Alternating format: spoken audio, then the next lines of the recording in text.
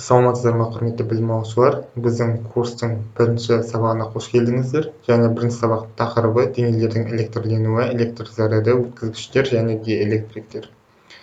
Бүгінгі күнде біз электр энергиясынсыз өмірімізді елестете алмаймыз. Телефон, жарық, тұрмыстық техника бәрі электрмен жұмыс істейді. Бірақ бұл құбылысты адамдар мыңдаған жылдар бұрын-ақ байқаған. Ежелгі грек ғалымдары кәріптасты, яғни янтарды жүнге итергенде оның жеңіл заттарды, қиқымдарды өзіне тартатынын байқаған. Және бұл оларға сиқыр сияқты көрінген. Және олар кәріптасты электрон деп атаған. Егер бір дене үйкелістен кейін басқа денелерді өзіне тарта бастаса, оны электрленді немесе электр зарядына ие болды дейміз. Бірақ зарядталған денелер тек қана тартыла бермейді. Кейде олар бір-бірін тебеді. Және зарядтардың екі түрі бар, оң және теріс. Аттас зарядтар бір-бірін тебеді және әраттас зарядтар бір-бірін тартады. Электр құбылыстарын түсіндіру үшін ғалымдар ең кішкентай бөлшек атомды зерттеді. Алғашында атом бөлінбейді деп ойлаған, бірақ кейін тәжірибелер көрсеткендей, атом күрделі бөлшек, ол ядродан және оны айналатын электрондардан тұратыны анықталды. Және электр заряды қалай пайда болады деген сұраққа жауап берейік. Егер денелер бір-біріне үйкелсе, сыртқы орбитадағы электрондар бір денеден екінші денеге ауыса алады. Егер денеде артық электрондар жиналса, ол теріс зарядты болады.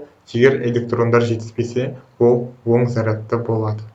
Осылайша денелердің электрленуінің себебі электрондардың қозғалысы болып табылады. Электроскоп дегеніміз денеде заряд бар жоғын анықтайтын аспап. Оның құрылысы металл стержень, яғни өткізгіш таяқша зарядты төменге жеткізеді. Оқшаулағыш изоляцияланған бекіткіш стерженьді корпустан оқшаулап тұрады. Жапырақшалар фольгадан жасалған пластиналар. Заряд тебіліп ашылады.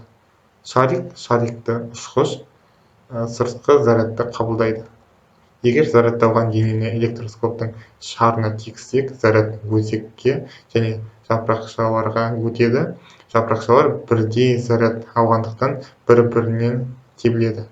Осы арқылы біз дененің зарядталғанын байқаймыз. Электрометр. Электрометр дегеніміз электр зарядының шамасын өлшейтін құрал.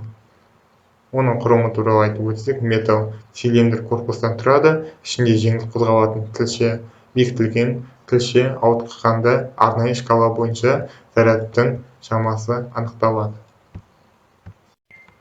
Электрлену тек үйкеліс пен жанасу арқылы емес, сонымен қатар әсер арқылы да жүзеге асады. Бұл құбылысты индукция арқылы электрлену деп атайды. Мысалы, егер зарядталмаған электроскопқа теріс зарядталған денені жақындатсақ, бірақ тигізбесек, электроскоптың ішінде электрондар орын ауыстырады. Шардың бөлігі оң зарядталады, ал төмендегі жапырақшалар теріс заряд алады және тебіледі. Сыртқы денені алыстатсақ, зарядтар орнына қайтады және жапырақшалар қайта жабылады. Өткізгіштер дегеніміз электр зарядтарын оңай өткізетін заттар. Оларда еркін электрондар көп, мысалы мыс, алюминий, темір, тұз және тағы басқалары. Ал диэлектриктер дегеніміз электр зарядтарын өткізбейтін заттар. Онда еркін электрондар жоқ, сондықтан ток өткізбейді. Мысалы шыны, пластмасса, резеңке, картас және тағы басқалар. Диэлектриктер электр техникасында оқшаулағыш ретінде пайдаланылады. Яғни бұл адамдардың денсаулығын сақтау үшін қажет. Мысалы, сымдардың пластик қабығы, изолента, электр құралдарының тұтқалар жатады. Ендеше виртуалды зертхананы орындайық. Бізде шар және киім бар. Егер шарды киімге үйкелейтін болсақ, шарда электрондар жиналады және электрондарды итереді.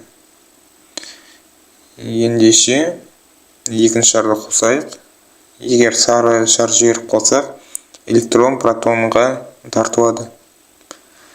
Және жарты электронды жасыл шарға, жарты электронды сары шарға беретін болсақ, жасыл шар мен сары шар бір-бірін итереді және олардың екеуі де киімге тартылады. Осымен сабақ аяқталды. Сау саламатта болыңыздар.